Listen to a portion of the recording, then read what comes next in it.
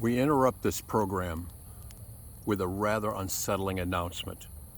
It seems we're facing an unusual situation, to say the least.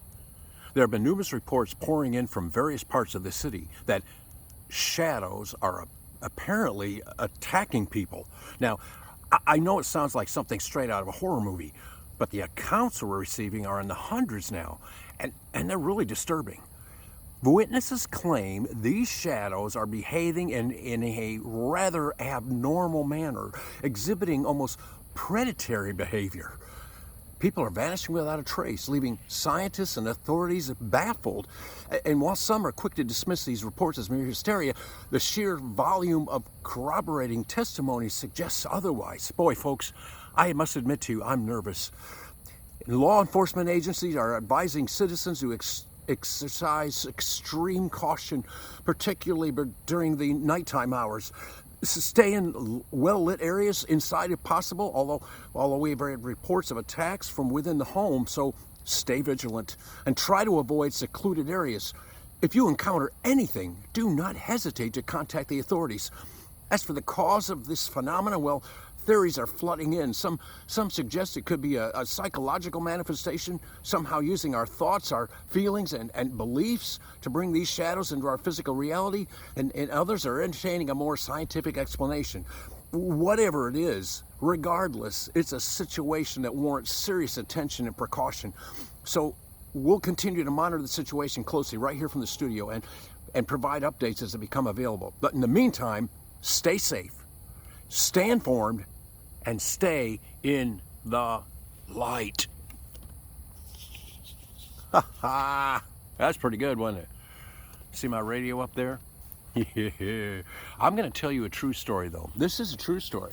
This really happened. If I can keep my camera up here. This really happened. This happened 2,000 years ago.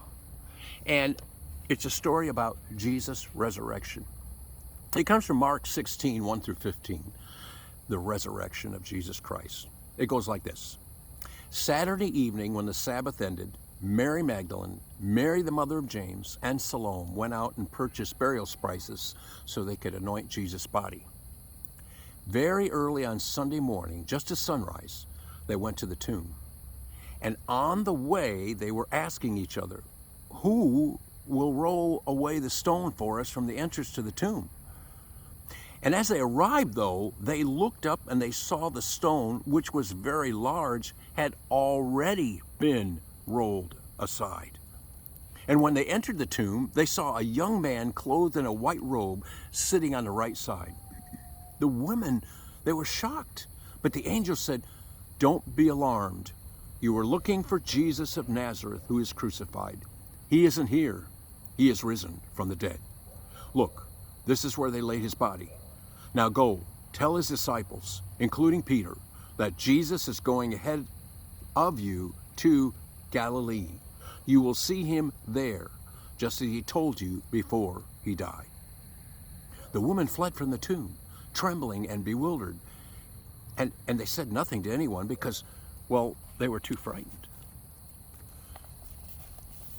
After Jesus rose from the dead early on Sunday morning, the first person who saw him was Mary Magdalene, the woman from whom he had cast out 7 demons.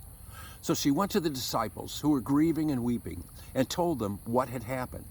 But when she told them that Jesus was alive, and said that she had heard he was alive, she had seen him even, they didn't believe her. So afterward, he appeared in a different form to 2 of his followers who were walking from Jerusalem into the country. They too rushed back to tell the others, but no one believed them. Still later, he appeared to the 11 disciples as they were eating together. He rebuked them for their stubborn unbelief because they refused to believe those who had seen him after he had been raised from the dead. Mary Magdalene and the women were not always believed because they were women. Women were different in those days. They really weren't taken as seriously. They were, in many cases, almost like cattle. Those that had their wives, I'm sure they loved them, but they just weren't taken very highly. And so when they told the disciples, even though they knew Mary Magdalene and knew who she was, still they didn't believe her. Now I'm going to tell you something. If you are saying to yourself right now, I don't know if I totally believe it. I mean, what proof is there? I'll give you two pieces of historical proof. This comes from the Testimonium Flavianum. This is from a man and a historian and a person who was absolutely very much thought of and highly regarded in his days. And he lived around told the story around 30 to 40 years after Jesus went to heaven, around 63 to 64 AD. So about this time, there lived Jesus, a wise man, if indeed one ought to call him a man, for he was one who performed surprising deeds and was a teacher of such people as accepted the truth gladly. He won over many Jews and many of the Greeks. He was the Messiah. And when upon the accusation of the principal men among us, Pilate had condemned him to a cross, those who had first come to love him did not cease.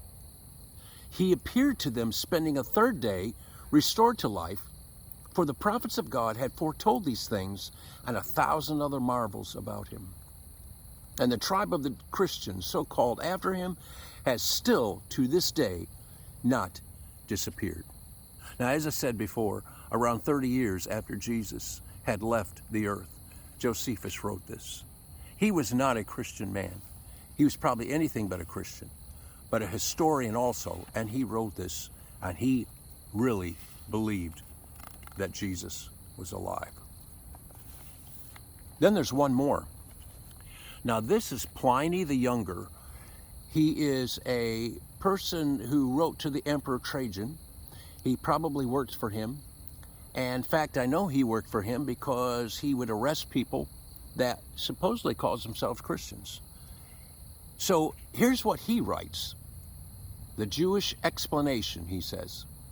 He writes to Trajan, the emperor, around AD 111, describing early Christian worship gatherings. And in fact, they met on Sunday mornings in the memory of Jesus' resurrection day. Here's what he says. The earliest attempt to provide an alternative explanation for the resurrection of Jesus did not deny that the tomb was empty. Instead, Jewish opponents claimed that the body had been stolen, thus admitting the fact that it was the empty tomb that was seen. But this explanation is untenable for the following reasons. The tomb was closed with an enormous rock and sealed by the government. And there's no explanation for how the rock was moved while being guarded by armed Roman soldiers. And then he goes on to say, even if the body was stolen, how are we to account for the fact that Jesus appeared to multiple crowds of people, proving that he was alive? In conclusion, the theft of the body is unlikely and still fails to account for it returning back to life. Summarily, the historical testimony of those who were not Christians stands in agreement with Scripture that Jesus died and rose because these are the historical facts. Can I just tell you something? Jesus is alive.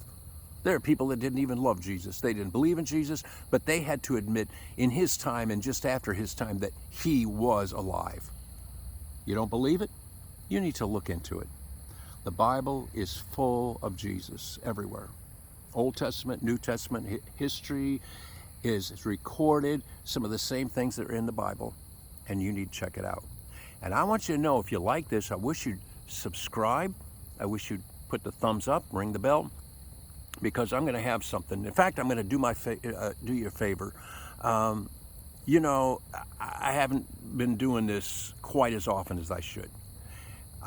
With different things going on and just plain me, I guess. So I'm going to do my very best to have it a lot more often, okay? So that you can watch these. So if you like mysterious, weird, scary, and things that come out of the Bible that you've maybe never understood before, this is where you need to be. So I will see you next time when you got a minute.